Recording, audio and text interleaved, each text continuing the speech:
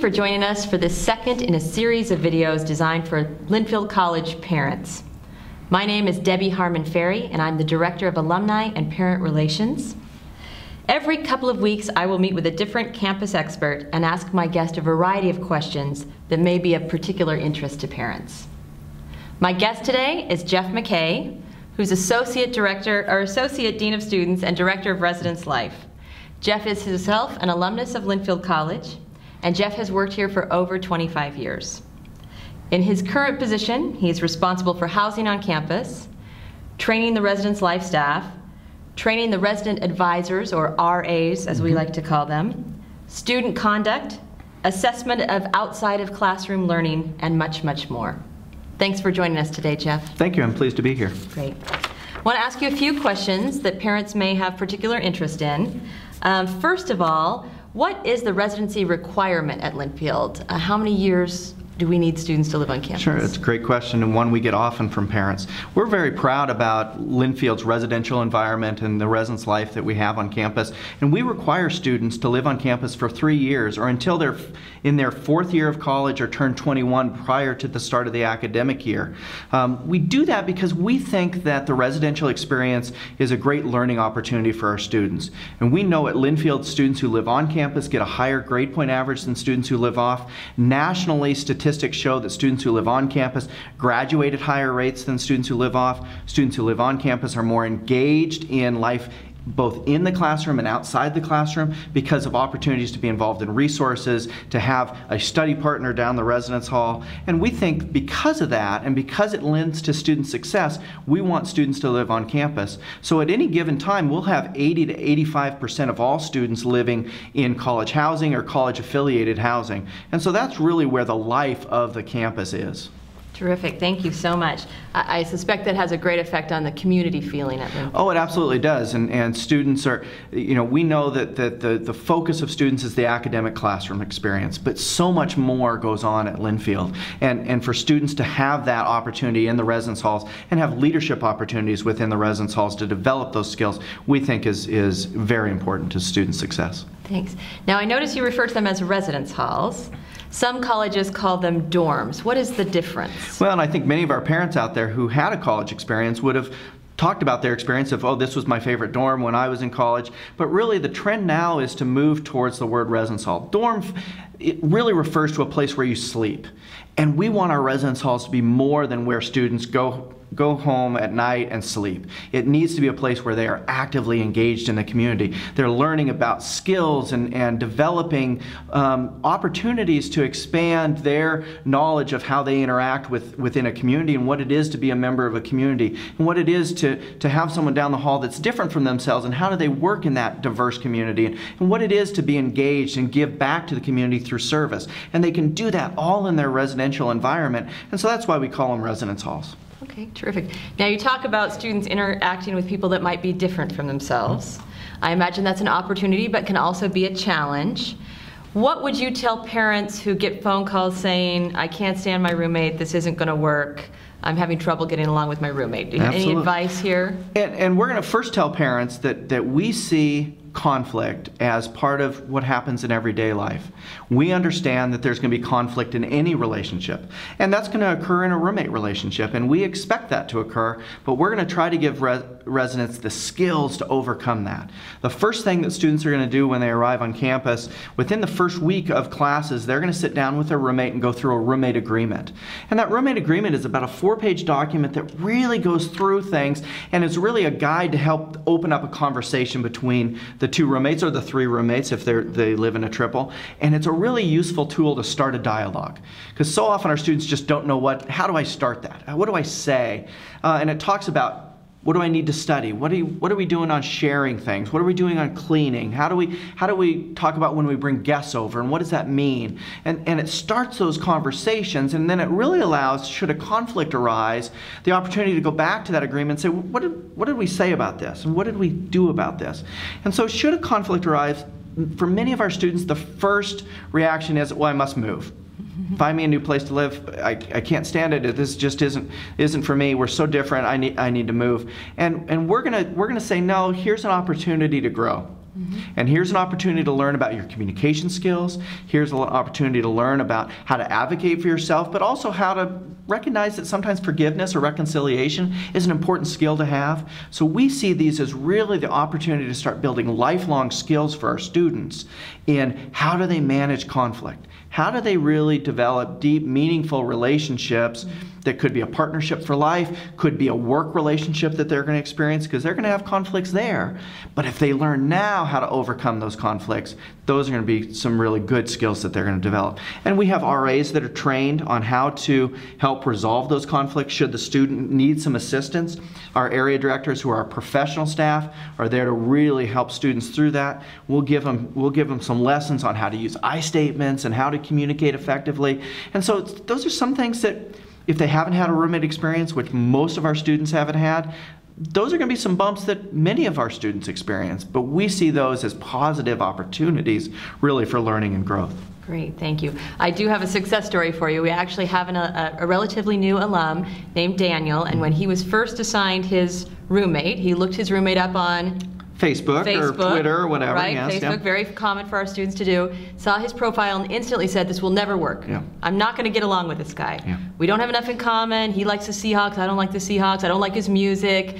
In fact, they were great roommates, lived together all 4 years of college, and 2 years out of college are still roommates. Yeah. So it can work. Absolutely, and we want students to resist that initial thing that this isn't going to work, or their schedules are so different, or you know, their hair color is strange, and get beyond that and really get to know the person, and then find out what you have in common, because you're going to find out you probably have more in common than you think, and then it's moving beyond that. Can you tell me how those initial roommate assignments are made, what the process is there? Absolutely. We sit down, and a lot of colleges are doing this now by computer, or they're doing what I refer to as roommate dating. They're letting students find their own matches on using internet tools, and we've resisted that at Linfield. We really think we want to get to know our students, and so all of our students fill out a residential profile. We print out those profiles, and then the admissions office and the residence life office sit down in a room, and we spend the full day reading through all the female applications and pairing those up. And the reason we use the admissions staff is they've read the transcripts, they've read their admissions letters, they've done interviews with many of the students, they've been in their high schools, so they know the students better than the residence life staff. The residence life staff knows our environments, our residence halls, how to best match students to help them be successful. So those two organizations, those two departments coming together, really we think help give us a successful opportunity. So we spend 2 full days, a full day with our female students, a full day with our male students, and we think that gets some good matches. We're not always 100% right. And when conflicts occur, and they will, we want them to see that as a learning opportunity, and that's what we're going to tell parents. Encourage your student to go and have a conversation. Utilize the RA, utilize the area director. We'll help them in that process. That's terrific. Thanks. Okay, great. What are some of the hallmarks of the Linfield Residence Life program? Well, we've started to develop in the last couple of years some real specific learning outcomes for our residents. We want students to come in and see that the residence halls are an extension of the classroom.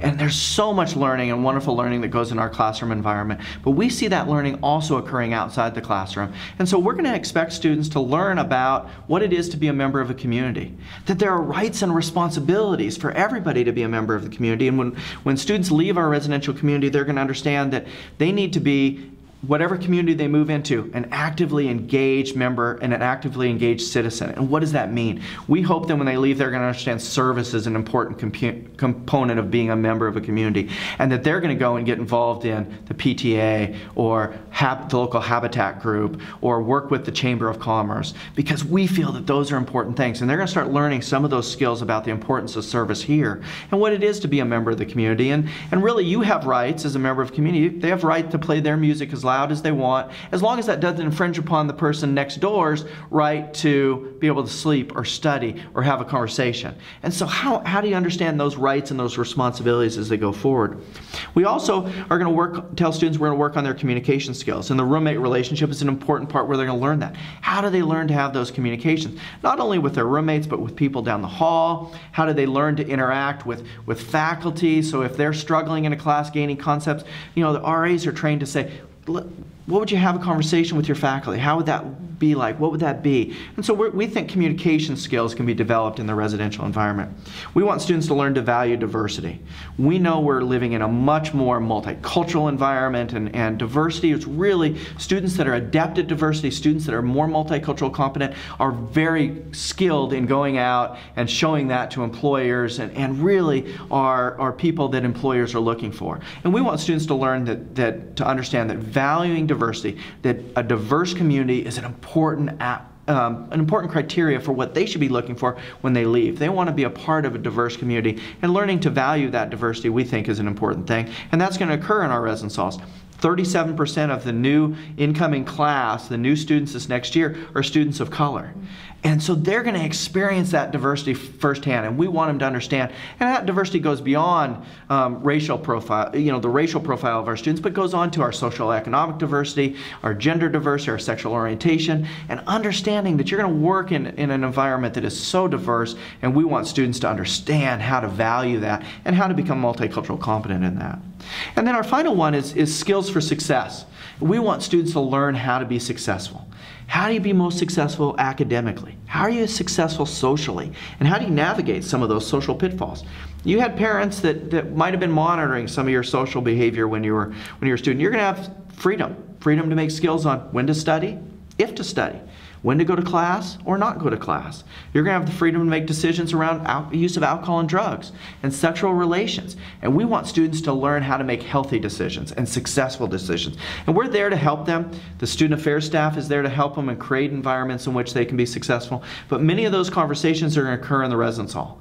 And the RA is prepared to help guide them through that, and so they can learn how to, now that they are on their own and they're making those decisions, they have some of that freedom, how do they make decisions that are going to set them up for success? And since this is primarily designed for our parents who are watching or listening, is there any way they can partner with us in that? Or is their job done? How can they support those kinds of learning outcomes? Oh, absolutely. We want our parents to partner with us because partnering together is going to help the student be successful. But it's that student's journey, and they've got to go through it. And sometimes they're going to make mistakes, but how as a parent and how as the institution can we say, okay, what are you learning from that? What are the resources? Have you, instead of trying to solve the student's problems with a roommate, say, have you talked to the roommate about that? Have you sat down and re-examined? It's now the late October. Have you sat down and re-examined your roommate contract or your roommate agreement? Have you talked to your RA about that? Mm-hmm. Have you gone and talked to someone in our counseling services about that? Maybe they might help you how to navigate that. Our area directors are resources. And so we want our parents to be engaged in this experience because they're going to help our students be successful just as we're going to help our students be successful. But there's ways they can do that in understanding that while they might want to fix the problem, there's a lot of learning that can go on in that problem. Now, we don't want them to struggle forever, but sometimes the greatest learning occurs from our challenges. And if everything's easy, that opportunity for learning isn't as great. But through those challenges and through, oh, I'm really homesick, can I come home? No, why don't you find out what's going on this weekend, and why don't you stay on campus and go find out what activities are going on. Maybe there's some service you can do. Maybe there's some things you can do, and we'll talk about coming home later. But yeah, you might want to bring them home and give them a big hug, and that's great. And we want you to have that relationship, but there might be times where you need to say, maybe you need to stay on campus. Mm-hmm.